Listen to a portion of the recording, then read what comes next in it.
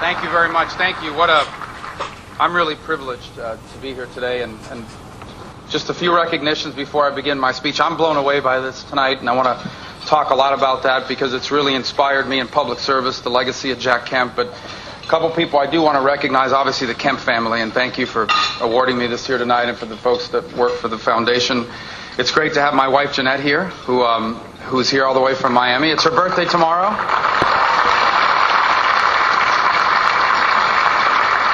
I can't think of anything more romantic to celebrate her birthday than a Kemp dinner, and so I think, and I want to say a few words. Paul Ryan, last year's recipient, is someone who I've gotten to know, and Paul, thank you for your invitation for lunch in Iowa and New Hampshire, but I will not stand by and watch the people of South Carolina ignored.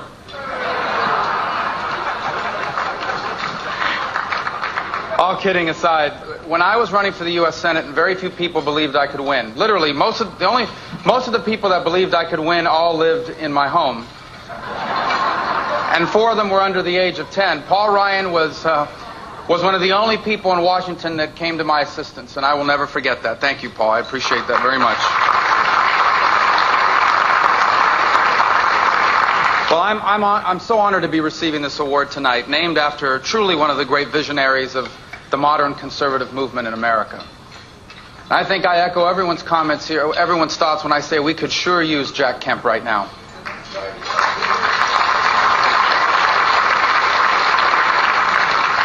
Sadly, Jack Kemp's not here, but his ideas and the principles behind him are. And they are useful to us as we begin to confront the great economic challenges and the opportunities that our nation currently faces. The existence of a large and vibrant American middle class, that goes to the very essence of America's exceptional identity. You see, every country in the world has rich people, but only a few places have achieved a vibrant and stable middle class. And in the history of the world, none has been more vibrant and more stable than the great American middle class. One of the fundamental promises of America is the opportunity to make it to the middle class. But today, as Paul Ryan correctly pointed out, there's this growing opportunity gap developing. And millions of Americans worry that they may never achieve middle class prosperity and stability, and they worry that their children will be trapped as well, with the same life and the same problems. For those of us like Paul Ryan and I who are blessed with the opportunity to serve our country and government, one of the fundamental challenges before us is to find an appropriate and sustainable role for government in closing that gap between the dreams of millions of Americans and the opportunities for them to realize them. The key to a vibrant middle class is an abundance of jobs that pay enough so that workers can provide for themselves and their families, enjoy leisure time, save for retirement, and pay for their children's education so they can grow up and earn even more than their parents. But today, too many Americans cannot find jobs like these. In fact, some cannot find any jobs at all. There are 2 main reasons for this. First, the weakened American economy is not creating enough jobs of any kind, especially middle-class jobs. And second, we have a skills shortage. Frankly, too many Americans do not have the skills they need to do the new middle-class jobs of the 21st century. The path to a prosperous and growing American middle class they need to do the new middle-class jobs of the 21st century. The path to a prosperous and growing American middle class is the combination of a vibrant economy that creates these middle-class jobs and the people with the skills needed for these new jobs. And the federal government can play an important and positive role in encouraging a vibrant economy and in equipping our people with the skills they need for 21st century middle-class jobs. Federal policies on the national debt, taxes, and regulations all have a tremendous impact on economic growth and on middle-class job creation. Our $16 trillion debt and the lack of a plan to fix it scares people from investing in opening or growing a business. They're afraid of getting hit with a massive tax increase in the future to pay off this debt. One of the leading causes of our growing future debt is the way Medicare is currently designed for the future. And that's why we must reform and save Medicare as soon as possible Because the sooner we act, the likelier we can do it without making any changes for people who are currently in the system, like Paul Ryan's mother and like my mother. And our complicated and uncertain tax code is also hindering the creation of middle-class jobs. You can't open or grow a business if your taxes are too high or too uncertain. And that's why I personally opposed the president's plan to raise taxes.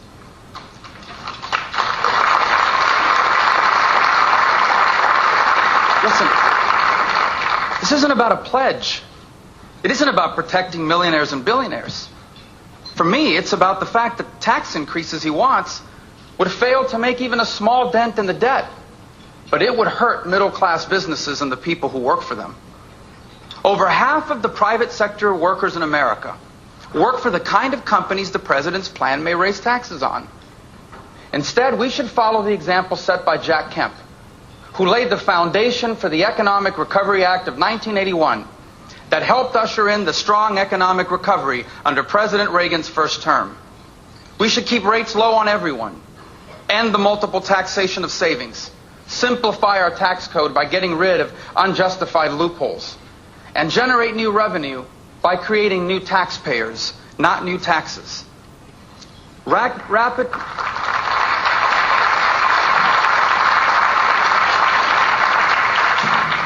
economic growth. Rapid economic growth is the only way to generate the kind of money we need to bring this debt under control. And tax increases do not create new taxpayers, and they do not create rapid economic growth. Excessive regulations are also impeding a middle-class job creation. Now look, regulation is necessary to protect our natural environment, to keep our food and medicine safe, to ensure fair competition and the fair treatment of workers. But regulations cost money to follow. And the more expensive a regulation is, the less money a business has left to give raises or hire new people. So we need to have a balanced approach to regulations. We have to weigh the benefit of any given regulation against the impact it will have on job creation. And that's why we should implement something like Senator Paul's REINS Act, so that if a regulation is going to cost the economy over $100 million, Congress gets the final say on it, not an unelected and unaccountable bureaucrat.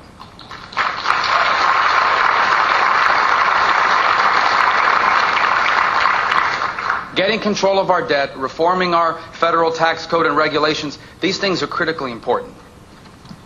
But it is not enough. We need to do more.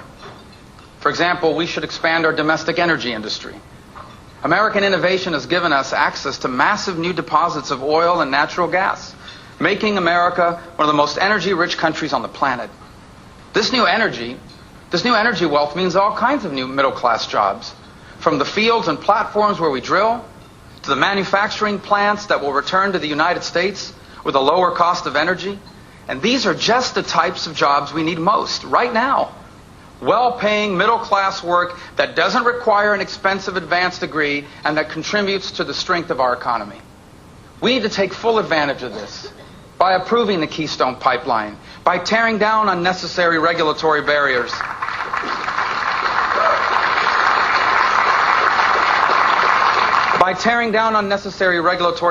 to tapping our own energy sources, and by opening more federal land to safe and responsible exploration. Sound monetary policy would also encourage middle-class job creation. The arbitrary way in which interest rates and our currency are treated is just another middle-class job creation. The arbitrary way in which interest rates and our currency are treated is yet another cause of unpredictability injected right into our economy.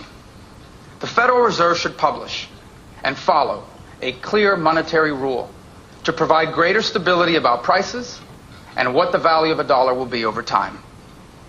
So getting control of the debt, reforming our taxes and regulations, growing our energy industry, and predictable monetary policy are 5 concrete things the federal government can do to help our economy create new middle-class jobs.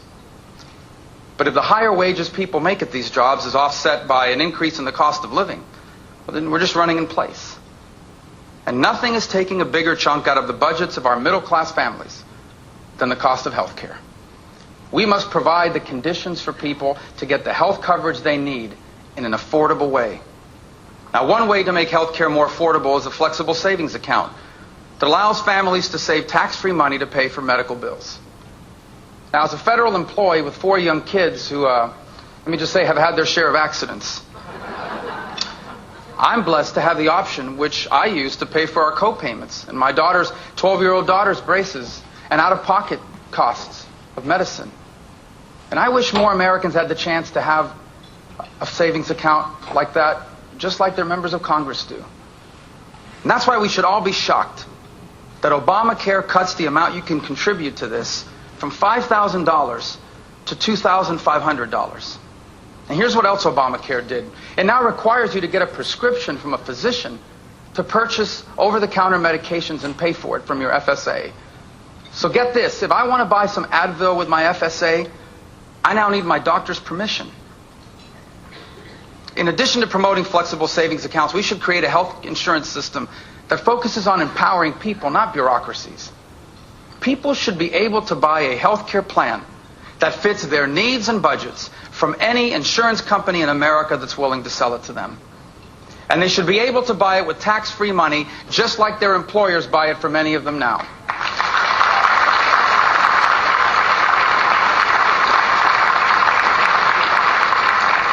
We should also expand the number of community health centers, as well as work with hospitals to find the best way to integrate them with their emergency rooms, to try and get non-life-threatening walk-ins to seek treatment there. These are just a few of the things we could do at the federal level to create the conditions for middle-class job creation and stabilize the growth in the cost of living. But no matter how many middle-class jobs are created, you cannot grow the middle class if people do not have the skills to get hired for these jobs. And not so long ago, even if you didn't graduate from high school, if you were willing to work, you could find a job that paid enough for you to buy a home and start a family and eventually send your kids to college and a better life. But those days are long gone, and they're probably not coming back. Today, education plays a central role in the 21st century knowledge economy. For example, 4-year college graduates, they earn almost 70% more than those without such a degree. That doesn't mean that everyone has to have a 4-year degree from a university in order to get ahead. I'm proud that my hometown, Miami, is the home of Miami-Dade College, one of our nation's pioneers in education for work programs. Years ago, they set up numerous work training programs by working with employers to design the curriculum and provide mentoring and internship opportunities. Even if you don't go to the traditional college route, you can secure a good living by earning an education that is customized to your interests and to your strengths. So what are the things the federal government can do in education?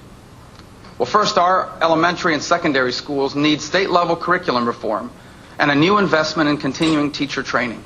And we have an opportunity to do some of that through the 2013 reauthorization of the Higher Education Act to make some of these major improvements. Second, the public school system for millions of disadvantaged American children is a disaster.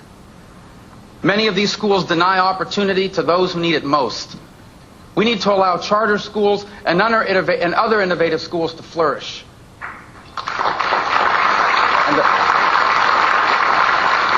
And the key to that is empowering parents. Parents should be the ultimate decision makers on where their children go to school. Unfortunately, poor and working class parents often have no choice whatsoever about what schools their children can attend. In America, all of our parents should be able to send their children to the school of their choice. And for parents, our parents should be able to send their children to the school of their choice. And for parents with special needs children, the freedom to choose their kids' school is especially important. By the way, our tax code should also reward investment in education. If you invest in a business by buying a machine, you get a tax credit for the cost. If there's a tax credit for investing in equipment, shouldn't there be a tax credit for investing in people? Let's provide tax encouragement to help parents pay for the school of their choice. Let's create a corporate federal tax credit to a qualifying nonprofit 501c3 education scholarship organization so that students from low-income families can receive a scholarship to pay for the cost of a private education of their parents' choosing. And let's encourage career, technical, and vocational education. Why can't more of our students graduate with a high school diploma and an industry certification in a trade or in a career? And let's find ways for our returning veterans to put the skills they developed in the armed forces to use in civilian job opportunities. One more thing, let's look at ways to address soaring college costs and encourage skill development that doesn't require the traditional four-year college route.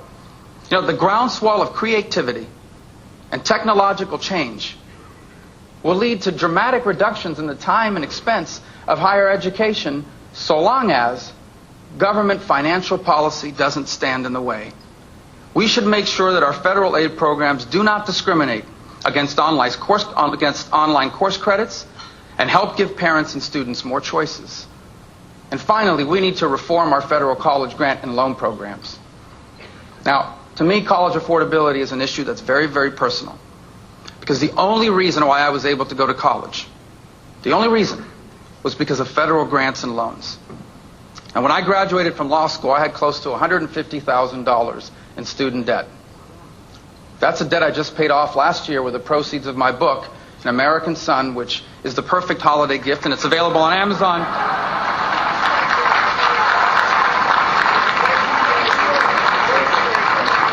Available on Amazon for $11.99. But anyway,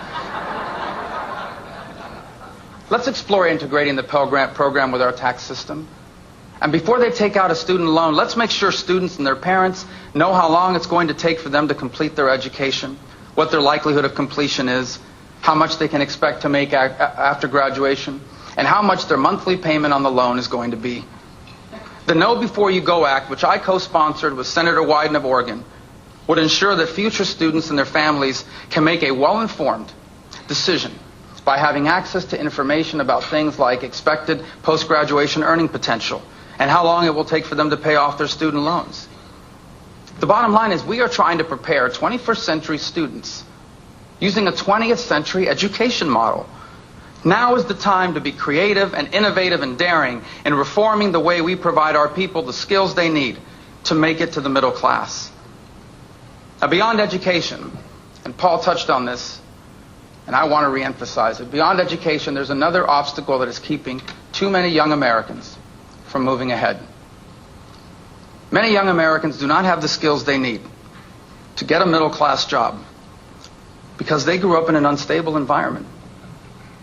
They live in broken and often violent homes, in substandard housing, in a dangerous neighborhood, with poor nutrition and no access to primary health care. Often they're being raised by heroic single parents and sometimes an elderly grandmother. And they may not have a chance to participate in after-school activities because their parents can't afford the fees and they can't get out of work in time to take them. Rising above these circumstances is possible. Every day some amazing parents and caretaker grandparents are overcoming all of this to give these kids the chance at a better life. But the research on this topic has consistently found that children raised in tough circumstances struggle in comparison with children raised in more stable family settings. They face higher risks of falling into poverty, failing in school, or emotional and behavioral problems. They have lower scores on standardized tests, lower grades, and a much higher chance of dropping out of high school or failing to attend college. Widespread societal breakdown is not something the government can solve. And yet it's something the government cannot ignore. Because you cannot separate the economic well-being of your people from their social well-being. What the federal government can do to confront societal breakdown is limited. But it's important people from their social well-being. What the federal government can do to confront societal breakdown is limited. But it's important. And rather than pretend that we know the answer, we should do as Paul Ryan suggests by engaging those who do important work every day and mentoring young people and leading them on the right path. Their teachers, their coaches, their parents, their priests, and their pastors. Government leaders should take part and encourage a national conversation about the importance of civil society institutions and leaders in creating the social infrastructure needed for success. We should look at churches and faith-based organizations in the community as part of the solution. Kids joining the Boy Scouts and being involved in a church's youth group aren't just nice things for them to do. One day it might have a real impact on their standard of living and ultimately on our national economy. And by the way, let's protect our safety net programs, not as a way of life, but as a way to help those who have failed to stand up and try again, and of course, as always, as a way to help those who cannot help themselves. But these programs must be reformed. Reformed to enhance family stability and financial opportunity, education, and a culture of work. Perhaps the most important thing an effective thing we can do in government about societal breakdown is acknowledge the impact that it's having. Ask any of the amazing teachers we are blessed to have here in America. I have 4 of them in my own family, and they are on the front lines of this problem every single day. They will be the first to tell you that every single day, kids bring their home experience into the classroom. Every day, these teachers see firsthand how kids living in dysfunctional homes are going to really struggle to make it. And as a people, we cannot build a vibrant and broad-based middle class if we do not solve this problem. Now, my parents immigrated here with few skills, limited education, and no money. They worked in the service industry almost their entire life here. On almost any other nation on earth, those jobs would barely provide a daily living, much less a better future. But in America, my parents made enough money to buy their own home and own a car. They felt so confident about the future that in their 40s, they had 2 children, me in 1971 and my sister in 1973. We never had everything we wanted, but we always had more than we needed. And most importantly, we had a strong family living in a safe and stable home with parents who loved each other, made sure we knew they loved us, and encouraged us to dream. They made it very clear that because we were Americans, we could go as far as our talent and our hard work would take us. My father grew up poor and motherless with limited education. My mother lived in a home with dirt floors in rural Cuba, raised by a disabled father who struggled to bring home food every night. But their children now live lives so far removed from where they came from, not so long ago.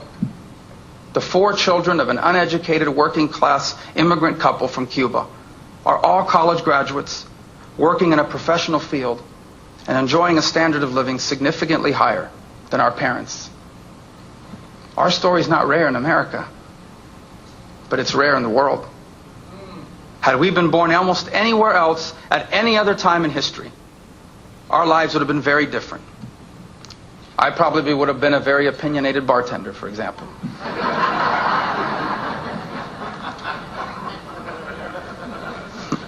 But instead, I was born and raised in late 20th century America, where our economy produced jobs for relatively low-skilled workers like my parents, and where those jobs paid them enough for them to make it into the middle class, where the government helped me and my siblings pay for college, and where today all 4 of us live a life much better than our parents. Because of where I was raised and who I was raised by, I know that what we have here in this country is special. It is the exception rather than the rule. And if we lose it, there is nothing to replace it. If America declines, so will the world. Today, the journey my parents made from poor immigrants to working middle class is much harder than it was in their time. Because the world has changed. The economy has changed. Our society has changed. But whether or not the journey my parents made is still possible, to all who are willing to work for it, that's going to decide whether we decline or remain that special place. For nothing represents how special America is more than our middle class.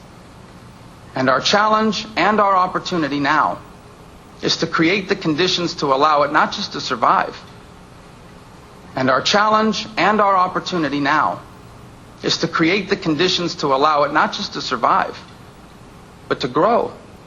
And government has a role to play. And we must make sure that it does its part. But it's a supporting role. to help create the conditions that enable prosperity in our private economy. That's a crucial role, but a necessarily limited one. It can't substitute for what is meant to enable a thriving, free economy.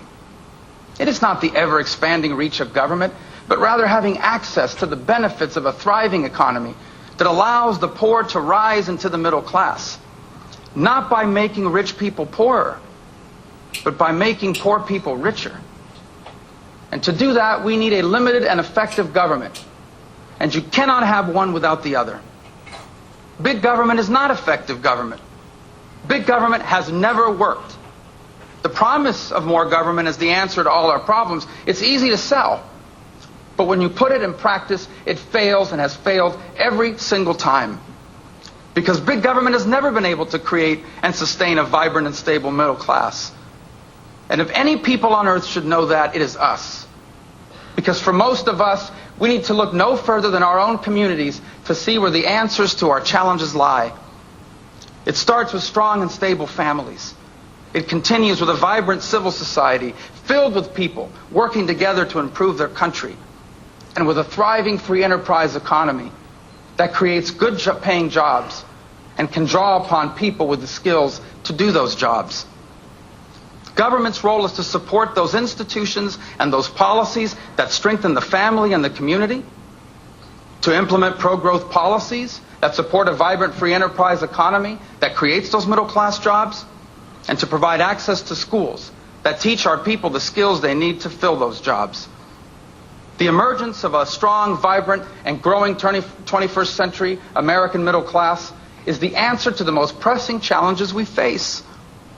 Think about it. Millions of Americans with jobs that pay more means more buyers for our products, more customers for our businesses, and more taxpayers for our government. The more they spend, the more jobs they create for others, who in turn spend their money into the economy as well. And if you have that, then even with low and stable tax rates, the taxes they will pay mean new revenue for our government to provide for the national defense, fund our safety net, and pay down our debt.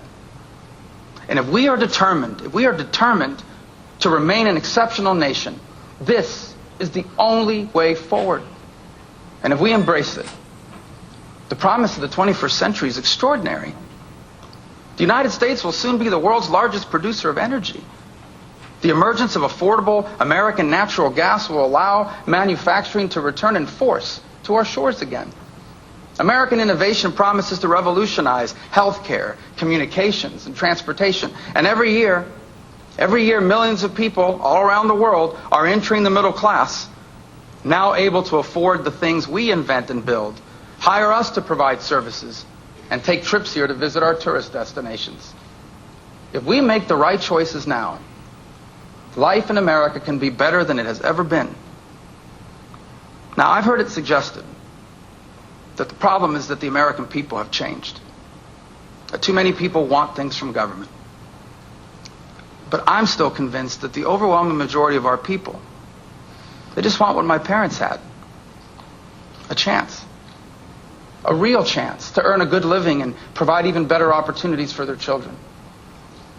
A few weeks ago, I was giving a speech at a fancy hotel in New York City. When I arrived in the banquet hall, I was approached by a group of 3 uniformed employees like the ones that are working here tonight from the hotel's catering department. They had seen my speech at the Republican convention where I told the story about my father, the banquet bartender, and they had a gift for me. They presented me with this name tag, which says Rubio, banquet bartender.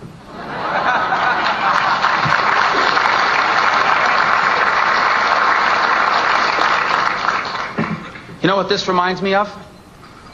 This reminds me that there are millions of Mario Rubios all across America today. They are not looking for a handout. All they want is a job that provides for their families. But there just aren't enough jobs out there like that. And many of them do not have the skills they need for the jobs that are available.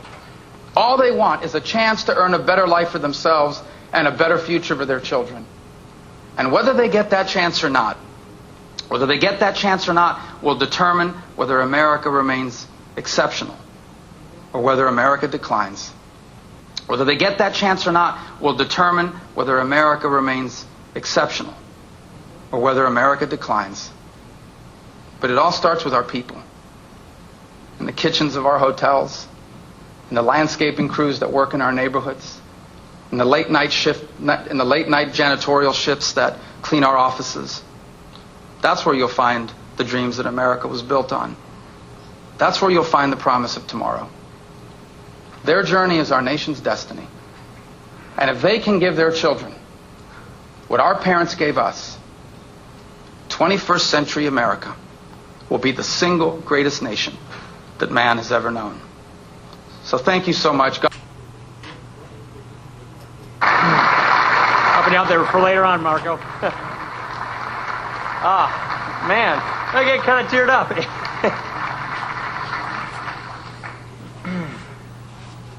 Thank you, Bob. I met Bob Woodson when I was 23 years old in Milwaukee, Wisconsin. I was introduced to him by my mentor, Jack Kemp. And Jimmy and your family, Joanne and Jennifer, thank you for carrying on the torch. If you close your eyes and you listen to the Kemp men, you think you're listening to Jack Kemp, don't you? It's really something about that. And as Jimmy and Jeff get older, they sound more like Jack. So it's just something that it's really a great honor to do this, to be here. Back in this room like we were last year, Joanne.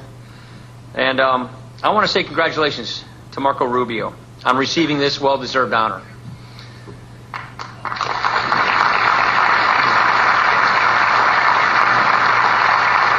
Now, as you may know, Marco is joining an elite group of past recipients for this award.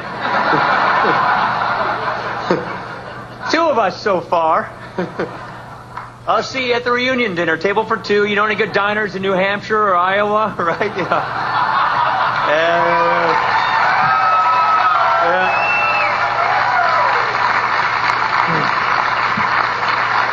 I'm sure the press won't read too much into that one. But anyway, I want to thank you all for your kind hospitality. And I want to thank you, Jimmy, for hosting this event. This is fantastic. And Jimmy, it was great to be with you on the campaign trail along with Bob Woodson and so many other people. Wherever I went, people would say, I worked for Jack Kemp. I was inspired by Jack Kemp. That legacy lives on so much because of people knew our connection to the Kemp family. It was just something that this man's legacy has such reach. And it's an honor to be a part of this. It's an honor to be here to address the Kemp Foundation because Jack's reach is there. As many of you know, Jack Kemp was my mentor. And knowing Jack Kemp was one of the greatest experiences of my life. We met at Empower America. That's where I was lucky to work with Jack and my other mentor, Bill Bennett. I don't know if Bill's here or not.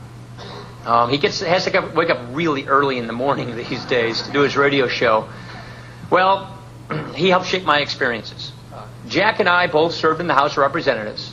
And over the years, we both had our tough knocks, our tough hits. Jack got them from playing quarterback in the NFL, and I got them from occasionally and accidentally knocking into Bill Bennett in the hallway. So, since he's not here, I get to talk about it. But we also share something else in common.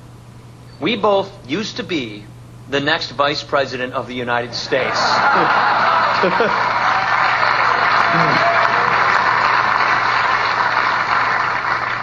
You know, though I wish this election turned out a little differently, I'm proud of the campaign that Mitt Romney and I ran.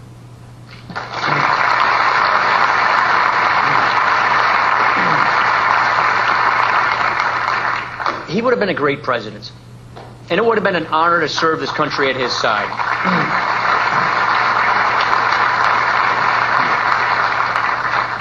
We gave this race our all, and I'm grateful for this nomination. I got to say, it is thrilling when your team trusts you with the ball. And it's humbling when you advance the ball as far as you can, only to come up a little short. The Redskins didn't find that out on Sunday. The Giants did. But it's one of those humbling experiences that's a great lesson. Losing's part of politics. And it can often prepare the way for greater victories. Jack Kemp, if he were here with us today, could be counted upon to quote Churchill. Success is not final. Failure is not fatal. It is the courage to continue that counts. For all of us, this work goes on. The Jack Kemp legacy continues on. Continue that counts. For all of us, this work goes on. The Jack Kemp legacy continues on. We need to carry on and keep fighting for the American idea. The belief that everyone should have the opportunity to rise, to escape from poverty, and to achieve whatever your God-given talents and hard work enable you to achieve. That's the promise of American life. And for too many Americans, for people Bob Woodson have been working with, it isn't a promise that's being kept. Our poverty rates are at the highest in a generation. Of the millions of children born into hardship, fewer and fewer are able to escape it. Some never even learn to dream at all, which is a worse tragedy. When 40% of all children born into the lowest income quintile never rise above it, what does that say about our country? To me, it says that our economy is failing to provide the basic security, much less rising wages. It says that our schools are failing to provide a path out of poverty. And it says that our families and our communities are breaking down where they are needed most, in those homes and neighborhoods where even a mighty government cannot match the power of one caring soul helping another. At a time of great consequence, the American people have again chosen divided government. And it's up to us to make this divided government work. We've got to set aside partisan considerations in favor of one overriding concern. How do we work together to repair this economy, to get people back on their feet, to restore upward mobility and opportunity in America? How do we get this sense of real security and upward mobility for all Americans, especially those in need? You see, the problems, they're the same, but the old ways won't do. We need new thinking and renewed efforts from all Americans. Look, it's true that President Obama won re-election, and I congratulate him on his victory. But on January 20th, he'll face a stagnant economy and a fiscal mess. You might even say he'll inherit these problems.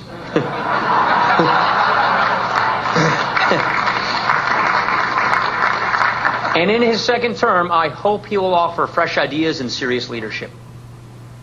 Failure would mean another 4 years of real pain for working families and real danger to our national security. House Republicans won our election too, but we've also got some work to do. Now, I'm proud of our party, and I'm proud of Mitt Romney. He's a good man who did our nation a great service by making a big election about big ideas and offering serious solutions for serious reforms, and we thank him for doing that.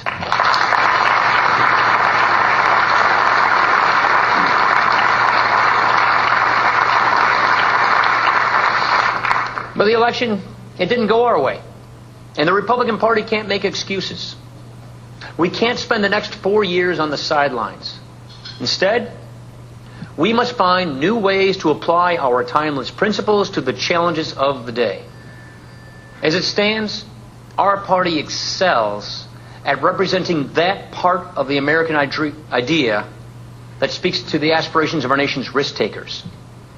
We celebrate that part of the American idea that involves finding your passion and making a living from it. But there's another part of the American creed. When our neighbors are struggling, we look out for one another. We take care of those who are suffering in the midst of our families, our lives, our communities. We do that best through our families, through our communities, and our party must stand for making them stronger. You see, we have a compassionate vision based on ideas that work, but sometimes we don't do a good job of laying out that vision. We need to do a better job on that. In this effort, the Kemp Foundation will help lead the way, because you're keeping Jack Kemp's spirit alive. You're supporting leaders like Marco Rubio, leaders who, like Jack Kemp, have set their hearts and their minds to the task of expanding security and opportunity for all Americans. And this is the future of our movement and our party, and it is a brighter day that lays ahead for us.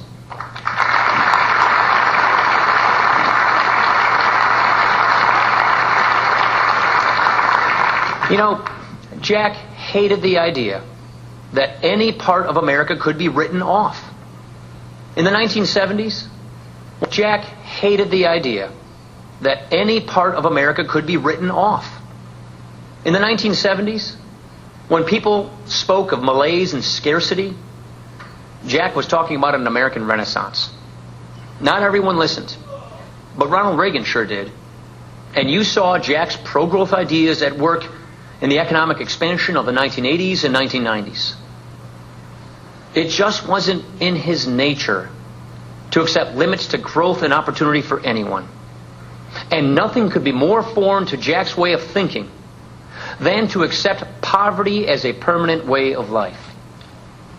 When he saw people striving, he was on their side. He didn't believe we all belonged to some fixed class or station in life. When he was Secretary of Housing and Urban Development, he went into a lot of troubled neighborhoods. And never once did he look around in despair. Others might think it's never going to get better than that. But not Jack Kemp. He didn't buy into that attitude. Neither do we, and neither do most Americans. And America is exceptional for this very reason.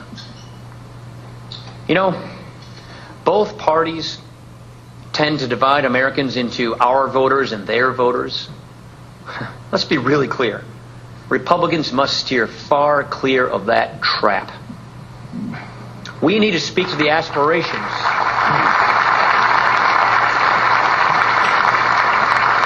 We must speak to the aspirations and the anxieties of every American.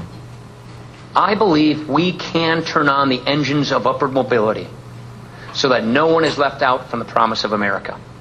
It's going to require, though, a bold departure from the approach that government has taken over the last 5 decades. With a few exceptions, government's approach has been to expand bureaucracy and spend lots of money on bloated, top-down anti-poverty programs. The mindset at work here is that a nation should measure compassion by how much it spends, by the sheer size of its government. The problem is, starting in the 1960s, this approach has created a debilitating culture of dependency. It wrecked families and tore communities apart. This was so obvious to everyone that when we reformed welfare in the 1990s, the law was passed by a Republican Congress and signed by a Democratic president. What happened? Welfare enrollment dropped dramatically. Millions of people gained new lives of independence. Child poverty rates fell over 20% in 4 years. And more single moms found jobs. Fewer welfare checks going out meant more money for states to spend on child care so more moms could go to work and support themselves. Welfare reform worked because it encouraged the best in people. It appealed to their desire to shape their own destiny. And it helped get government out of the business of fostering dependency. Here's the problem. We haven't applied the welfare reform mindset with equal vigor across the spectrum of anti-poverty programs. In most cases, we're still trying to measure compassion by how much we spend, not by how many people we actually help. Just last year, total federal and state spending on means-tested programs came to over $1 trillion. What does that mean in practical terms? For that amount of money, you could give every single poor American a check for $22,000. Every man, woman, and child. Instead, we just spent all that money trying to fight poverty through government programs. And now, what do we have to show for it? Today, 46 million people are living in poverty. During the last 4 years, the number of people on food stamps has gone up by 15 million. Medicaid is reaching a breaking point. And 1 out of every 4 students fails to earn a high school diploma. In our major cities across America, half of our kids don't graduate. Half. When Lyndon Johnson launched the War on Poverty in 1964, he predicted it would eliminate poverty in 35 to 50 years. So here we are, 48 years later, and poverty is winning. We deserve better than this. We need a vision for bringing opportunity into every life. One that promotes strong families, secure livelihoods, and an equal chance for every American to fulfill their highest aspirations for themselves and for their children. This vision leaves behind the failures of the past. It seeks instead to build upon those reforms that have worked. This vision leaves behind the failures of the past. It seeks instead to build upon those reforms that have worked. It calls on government to encourage, not displace, the efforts of free people to help one another. It calls for a stronger safety net, one that protects the most vulnerable and promotes self-reliance. It calls for the end to the chronic inequalities in our education system. And finally, it promotes economic growth through free enterprise, because nothing has done more to lift people everywhere out of poverty.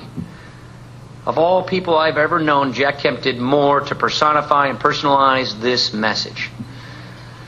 Of course, every problem doesn't disappear through the workings of the free market alone. I would love to say if we just went on the gold standard, it would all be settled. Right, Judy? Americans are a compassionate people. There's a consensus in this country about our obligations to the most vulnerable. Those obligations are beyond dispute. The real debate is how best we can meet them. It's whether they are better met by private groups or by government, by voluntary action or by government action. Truth is, there has to be a balance between the two. Government must act for the common good, while leaving private groups free to do the work that only they can do. There's a vast middle ground between the government and the individual, our families and our neighborhoods, the groups we join, and our places of worship. This is where we live our lives. This is where the needs of each are most clearly recognized and met. Our communities shape our character. They give our lives direction. And they help make us a self-governing people. You know, Bob mentioned this, but the campaign of 2012 was filled with a lot of moments that I'll always remember. One of my favorites was the day that Bob talked about. It was a chance to meet with a group of community leaders in Cleveland, Ohio. Bob brought them together. And Bob's Center for Neighborhood Enterprise empowers community organizations to improve people's lives. Among those who Bob brought to Cleveland that day was this guy named Brian Wade. Do you remember Brian Wade? His story will always stay with me. When he and his wife felt called to open a homeless shelter, he knew that material support wasn't enough. It wasn't enough just to give food and shelter. People needed spiritual development. They needed assistance to get on with their life. They didn't just volunteer their time, Bob and his wife. They moved their family, a baby and 2 young ones, into the shelter, and they lived there for 7 years. When policymakers try to help struggling families, these are the kinds of leaders we should be listening to. We must look first to those who have already done the hard work of actually fighting poverty. Their example, that must inform our approach. And government must work with them, not against them or over them. After all, government's first duty towards civil society is to do no harm, to secure people's rights, to respect their purposes, and to preserve their freedom. Nothing undermines the essential work that these groups do quite like the abuse of government power. And nothing is more troubling. But it's not just the abuses of government that undermine civil society, it's also the excesses. Look at the road we're on, with trillion-dollar deficits every year, a debt crisis on the horizon. Debt on this scale is destructive in so many ways. One of them is that it draws resources away from private charity. Even worse is the prospect of a debt crisis, which will come unless we do something very soon. When government's finances collapse, it's the most vulnerable who are the first victims, as we are seeing right now in Europe. Many there feel they have nowhere to turn. We must never let that happen here in America. An election has come and gone, and the people have made their choice. But policymakers still have a duty to choose between ideas that work and those that don't. When one economic policy after another has failed our working families, It's no answer to simply express compassion for them or to create more government programs that offer promise but don't perform. Instead, we must come together and advance new strategies for lifting people out of poverty. Let's go with what works. Looking around this room at the men and women who are carrying on Jack Kemp's legacy, and at leaders like Marco Rubio, who will be our partners in this great effort, I know we will answer the call. This cause is right. Leaders like Marco Rubio, who will be our partners in this great effort, I know we will answer the call. This cause is right. Jack Kemp started this.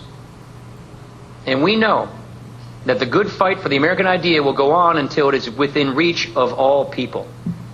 Thank you very much for coming here this evening, for helping the Kemp Foundation. Thank you very much for having us this night. Congratulations, Marco. Appreciate it. God bless.